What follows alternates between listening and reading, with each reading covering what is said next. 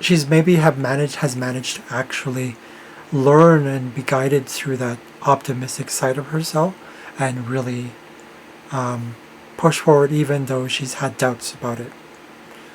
But we also have square and square aspect with her, right? So she's transformed with that process. Both these planets, Neptune and Jupiter, they're square to each other right here. So that means that there might have been some sort of like fantastic sort of like she probably believed this is what it was, but she's had a lot of time, I suppose, as she was growing up to process this not only internally but through in a sort of a spiritual way, maybe through music, maybe through artistry, and also through specific types of illusions like not necessarily magic, but things that are more Neptunian. I don't know how else to put it. It's with magic, with illusions, with I'm gonna cheat here. So Neptune,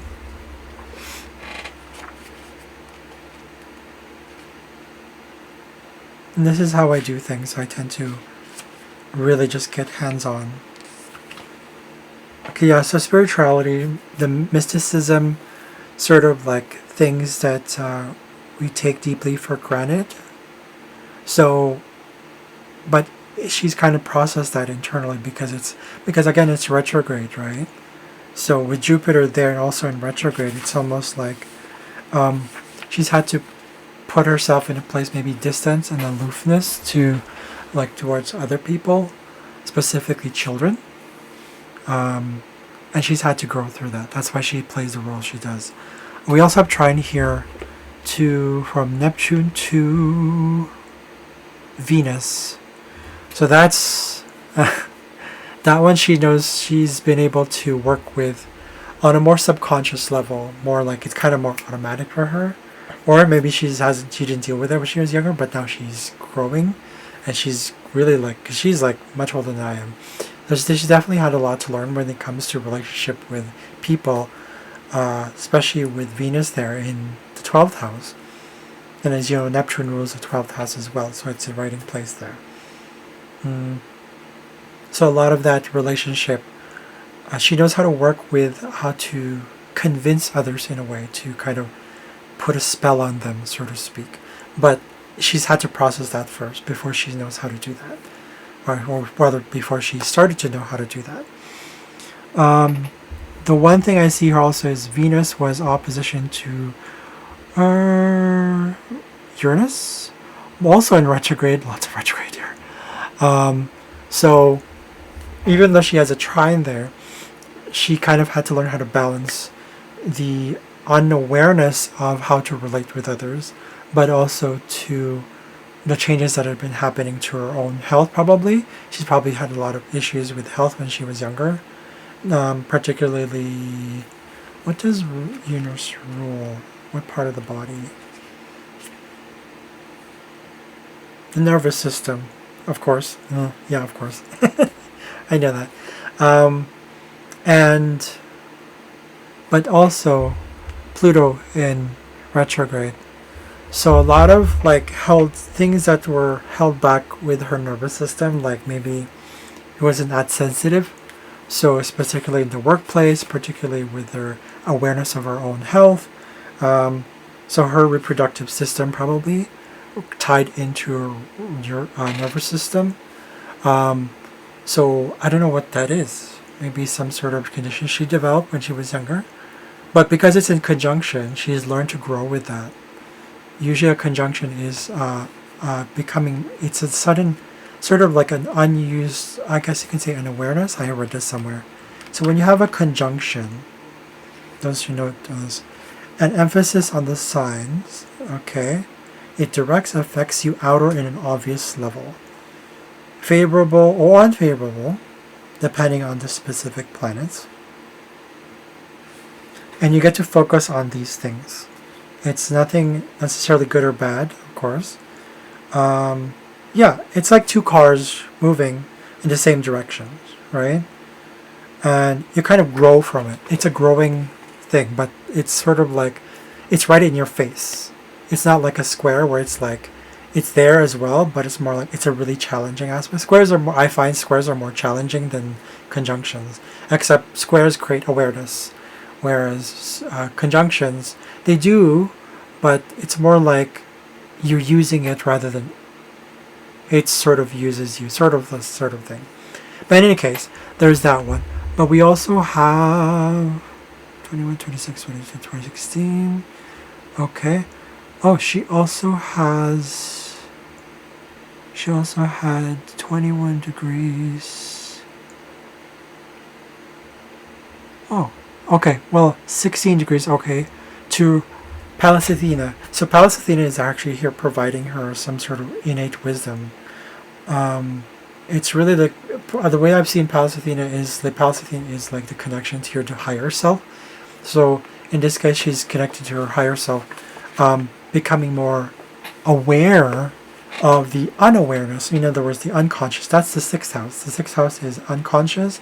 The sixth house deals with everyday things, your interests, your food, your diet, your sickness, health, like I said. Direct health more than the eighth house. Eighth house is a little more deeper than that. Self-adjustment and okay, so self-adjustment, yeah, right, because it's ruled by Virgo. So when we have Pallas Athena and Virgo, I would say that my interpretation of that is that it's wisdom through doing things, like the health, the work itself. So it's questioned all the time. It's like it probably like there's a lot of delay in understanding of like guidance that she might have never received before, maybe through other people, through her workplace. People show up and say, oh, you do this and that and that's why. So and it's kind of like balanced together with the subconscious right here, the 12th house. So her relationship with herself in particular, like and more like relationship with her ability to transcend her. It's Venus and Pisces, right? So Venus and Pisces are very, very kind people. They're always about love. It's idealized love, especially with Mercury and Pisces there.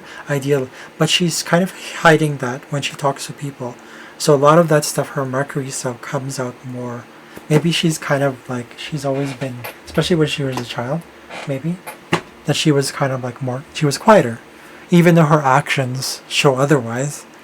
She was quieter back then, at least even today probably, because you have also this conjunct right here. You have the stellium of Vesta, Mercury, and Venus. So what that means how I would interpret that is Vesta is supposed to be our sacredness, our pure self, like it's our sexuality, but in a deeper, more higher sense. It's like it's related to Kundalini apparently.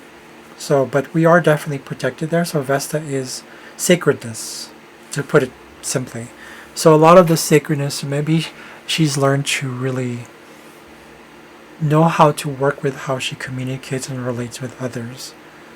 Specifically, maybe she's had a lot of like wisdom through her dreams, her subconscious process, and it's become a little bit more and more, I guess you can say, automatic, but at the same time more conscious as well, because we have the balance there. But at the same time, we don't have a square there.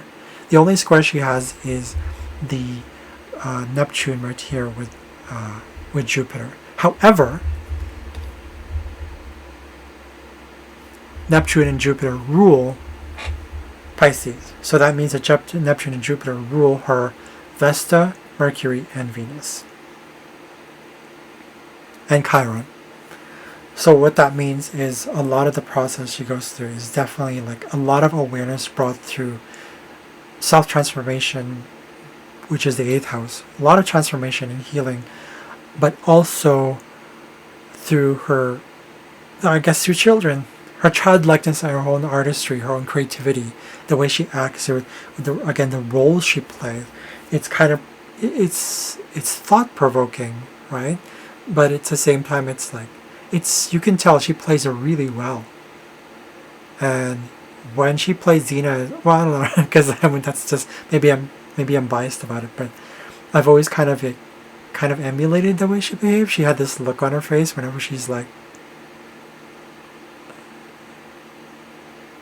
that kind of like I don't know what it is. Probably that's an Eurasian thing. I don't know, but I feel like there's something like, really, you sure about that? Huh? I think people who have, let's say, maybe Eris and Mercury combined with our retrograde, and it's like in a house that is actually, it's a really active house, like a fire or air house, it's probably going to come out more obvious. Like, that's what I would see. Anyways, what else do we have here? So we looked into her Mars. Mars is a very earthy sort of self and how she projects herself to the world, packages herself to the world. But also Mercury, her Neptune and Jupiter pretty much rules her 12th house. So it's pretty much almost compact here. It's a little easier to interpret. But we also have to look into Chiron, particularly Chiron and Mercury, because Chiron and Mercury, I would say, for me, rules Virgo, which rules her 6th house, because all the planets are in there. They're smack right in there, right? So, yeah. So overall, her life challenges has always been regarding the anything to do with the subconscious, like knowing thyself, right? That's also the first house, and 12th and first house tied with health and transformation. So that's all I can say for now. I don't know if you have any questions or comments below. What do you guys think? If you saw this chart, what would you say? How would you interpret this? This is just her birth chart. Of course, she carries this throughout her life, and things evolve. We all change, but at the same time, there's a bit of an effect. There's an influence from, like, if she's moved to a different place. That's what relocation is. I don't know if she lives in the United States or not. I don't know. Maybe she's still in New Zealand. But in any case, that's all I can say for now. There's not a lot of issues with the 10th house because there's no planets there, or at least there are no planets maybe there are some asteroids in there and some fixed stars in there. I don't know. But this is more like basic astrology. So anyways, if you have any questions or comments, write them down below in the comment section, and like and subscribe. That's all for now. Thank you very much.